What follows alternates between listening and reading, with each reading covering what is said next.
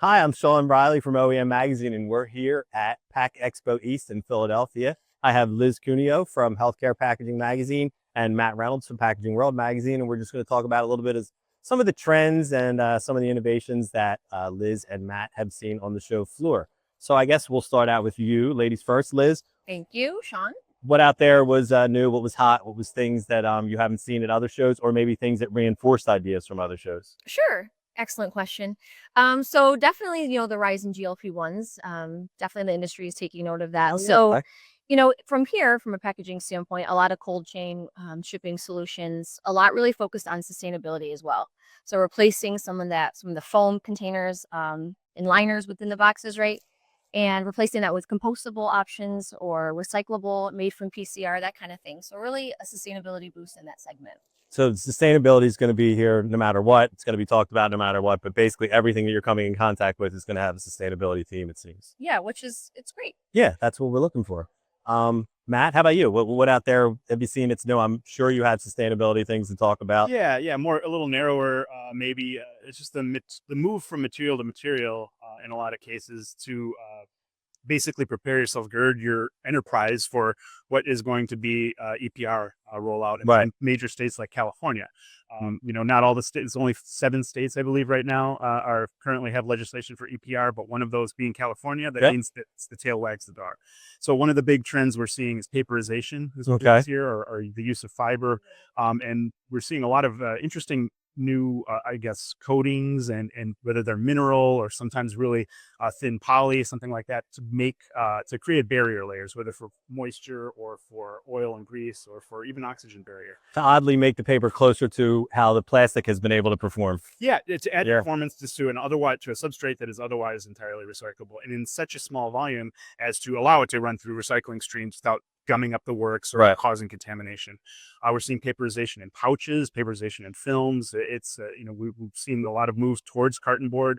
So paperization is everywhere. Yeah. How about AI? There has to be some AI topics that Yeah. that were touched on just because it's 2026 and you can't be involved in anything that doesn't involve AI. AI is the new sustainability, and then it's baked into just about everything. Yep. It's the elephant in the room. It's one of several elephants in the room.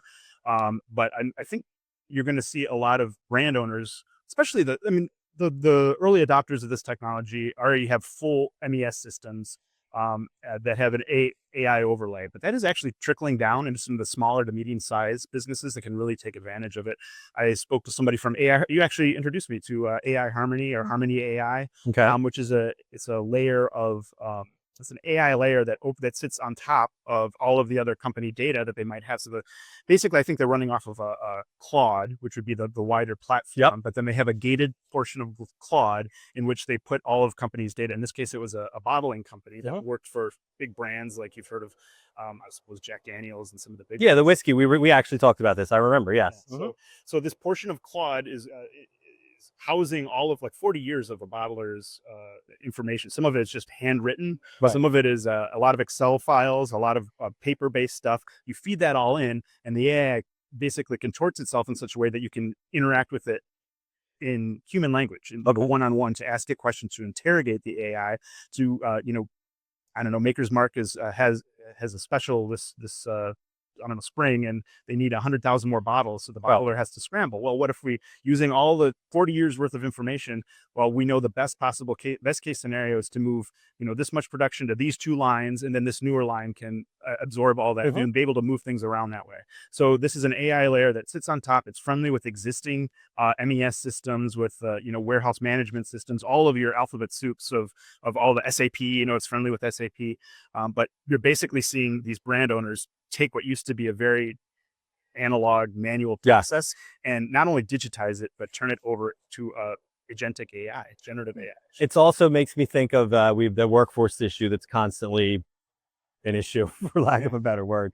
And one of the issues is all the tribal knowledge is walking out the door. And that sounds like something, Rick on line 4 knew, that if you wanted to switch over from this size bottle to that size bottle, oh, well, Rick knows how to do that. Well, Rick's not here anymore. So that was written down somewhere. Now this can be captured, and AI can kind of cipher its way through that. Well, Rick on line 4, his performance over 15 years of working for the company is all logged in the AI. And it knows what the secret sauce was that made his line 5% more productive than John on line 7. Right.